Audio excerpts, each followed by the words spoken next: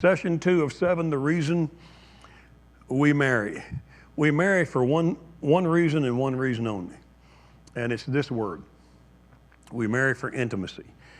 We've already looked at the design plan in Genesis, and the design plan in Genesis didn't say anything about Adam needs somebody to help him hoe the garden, or Adam is not doing a very good a job of naming the animals. I'm going to have to give him someone smarter and brighter than him to help name the animals. All we get is that he looked at this woman and said, "Bone of my bone, flesh of my flesh." He recognized that God's concept was what he lacked was not the ability to work and name animals and whatever else God wanted him to do. What he lacked was an intimate companion, and God provided that in Eve. The problem with intimacy is that we don't know how to define it. Years ago, many years ago, when I used to do marriage seminars 20 years or so ago, I would pass out a piece of paper now and then, or I'd give them as couples came in. And I would, at this point in the seminar, I would ask a man to write down a definition of intimacy, and every wife write down a definition of intimacy. And it was always humorous after the first. I didn't know what to expect the first time. After the first time, I did it on purpose in seminars because it was always humorous. Men would write and they'd lay the pen down after about 2 seconds. Lay the pen. Women would be,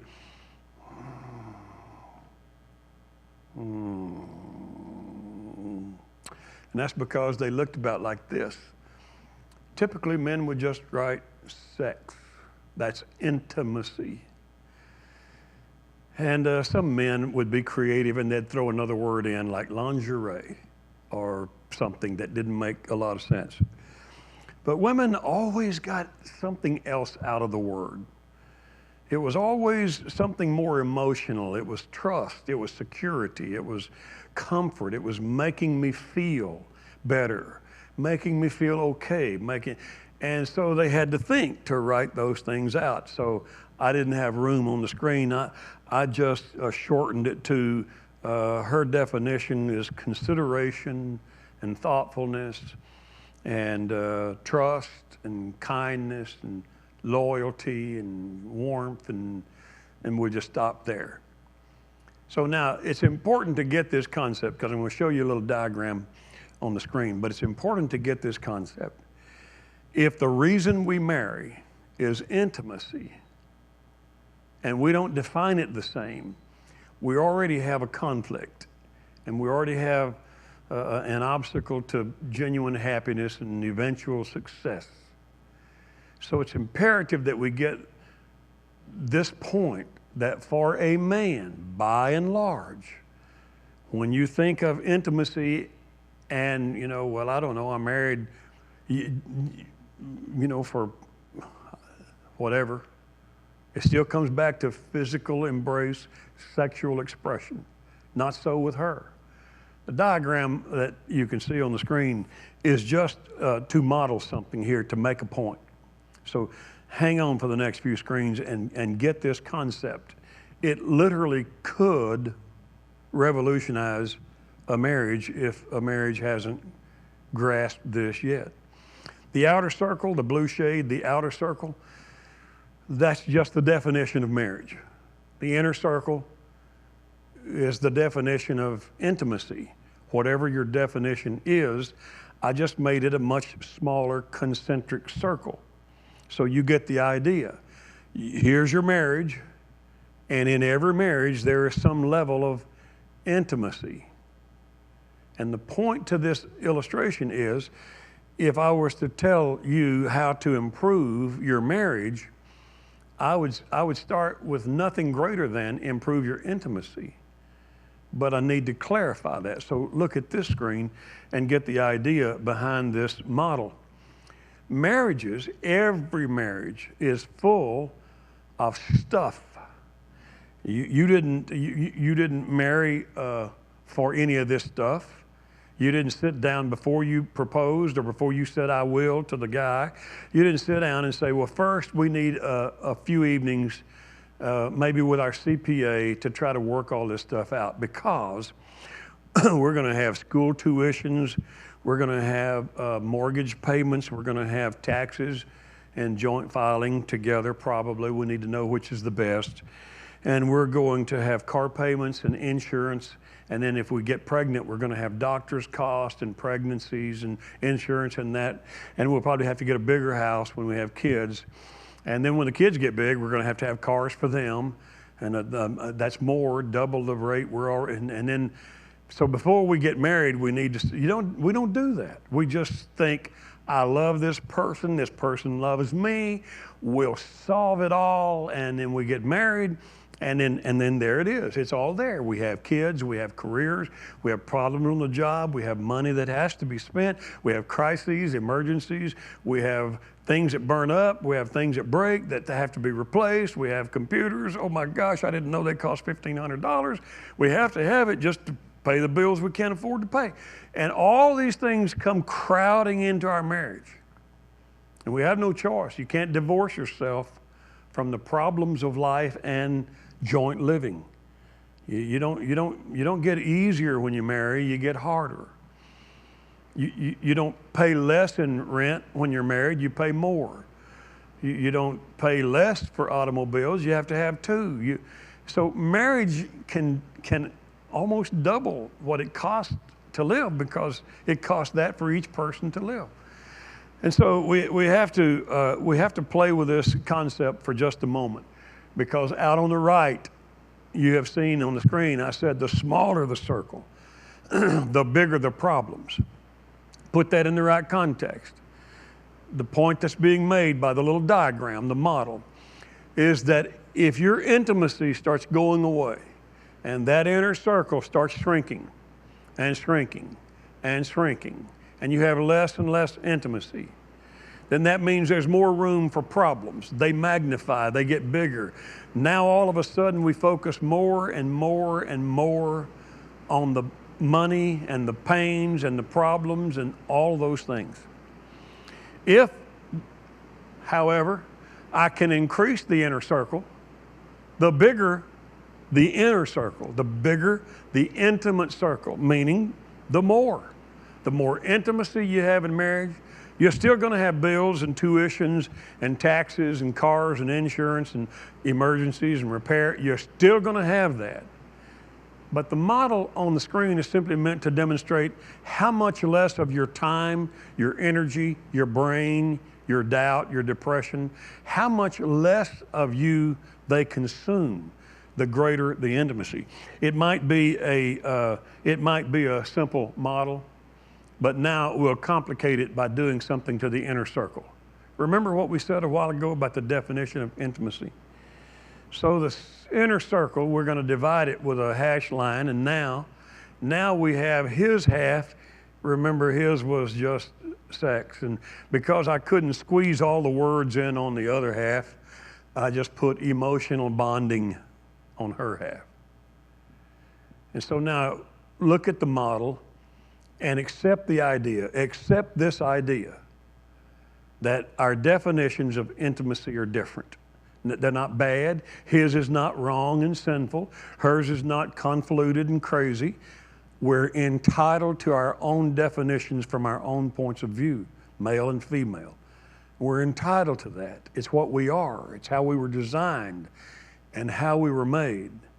And so no matter how different our definitions of intimacy is, the only real way to make marriage full of more pleasure and joy and less contingent upon the misery and pain of that outer fringe circle. It is completely dependent on us being willing to accept that our partner's definition is all right. It's theirs. But now it begs us, how do we increase the circle? So the circle in that middle cannot be increased by you, each of us, individually demanding that my half of that is answered. In other words, the male side cannot say, well, you're not giving me enough intimacy. And then let's put it on the calendar. Okay, you get Mondays, Wednesdays, and Fridays. Will that satisfy you, big boy? And you know that's not right. That's not going to satisfy you. That's not going to satisfy you because it leaves out Saturday, Sunday, and Thursday. That's not true. You also know that if you just sit down and say, you know, I am not budging another inch, if you're the wife, and you say, I'm not budging another inch until you make me feel secure, and you pay some bills a little bit better, and you become a better manager and take care of our kids a little better. Don't you keep ignoring them and help me in the kitchen and make me. And if you draw the line and put your foot down and say, I will, if you do these things, it doesn't work. What you wind up doing is realizing both of you start becoming rebellious and antagonistic toward the other, and it just doesn't work. And so there's a simple solution, and the solution is this. The only way you can really enlarge the intimate circle in a marriage is if you recognize the concept that you're different in your definition. Your definition is different from your spouse's. Accept that. And then if you're willing to say, I can't demand mine is increased, I can only make sure I increase my partner's. So if you're a husband, the only way you're going to make the circle larger is by starting to try to understand her point of view, why she feels the way she does, what she thinks she's missing and lacking in the relationship, and start feeding that and making that grow. The New Testament would have a verse that we can't shy away from, even though modernism tends to want to change wording in the Bible, and there's no need to. There's a verse that says, dwell with your wives according to knowledge and give honor to them as to a weaker vessel. And the scripture's not calling her a weaker vessel. It's calling men to give honor to her in the same way they might give honor to a weaker dish, a fragile a vase. So if you had a fragile vase and you knew, don't bump it, the grandkids come over, you'd put it up on a high shelf because it doesn't take much to break it. And it's valuable and you want to take care of it, so you put it up on a high shelf. Not that we ever do that. But if you did that, then you would understand the meaning of this verse. The verse is not saying she's crackable, she'll break. The verse is saying simply to a man, you want to know how to treat her? Treat her this way. With the same care you would treat a fragile vase, treat her that way. And the reason is God designed us, and He knows the emotional design He put in us is different. I still go back to men were designed to be hunters and providers, and we go out and kill an animal, bring it home, throw it over there, and they cook it. It doesn't work that way, thank God, because I would hate to go hunt for my living. Would have died a long time ago. But that was the original man. That was the concept. And now those patterns and those dynamics don't leave our hearts because we live on concrete floors and drive cars instead of riding horses or mules. So here we are with a man who still thinks very physical. His response to most of life is physical. Boys get in a fight in school, they want to punch and slug it out. Girls want to call each other names and cry and go tell somebody how bad it was. That's not an insult. That's just a difference in nature. At least we hope they still do that. That's just a difference in the dynamic of the way God made us. If you want intimacy to increase and you're the wife, you can only say, that's his point of view. I'm not sure I get it. I'm not sure I understand it, but that's important to him. That's the way he's made. I can only increase intimacy by giving myself more to him physically. The New Testament even corroborates with a verse that says, hey, when you're married, your body does not belong to you. It belongs to your spouse. And that brings us back to the physicality of that half of the intimate circle. So here we are with this dilemma, this divided line, two different definitions, but the solution is just this simple right here. All we have to do is he has to give her what she needs in marriage. She has to give him what he needs in marriage. And if we do that, I'll go back to this other picture just so you see. If we do that, then we are expanding that intimate circle, and the more intimacy you have in marriage, And remember, intimacy by his definition or by her definition is all you can increase. But as you're increasing that, of course, the hope is that as you increase her half or his half, yours will also ride along for the ride. As you increase that circle, then the problems that we're all going to have in marriage are still there, but they are so small in your spectrum. They take up so little time, they don't become arguments and conflicts and fights. That concludes session 2 of 7. And the next session that we'll turn to is the 5 conflicts of marriage.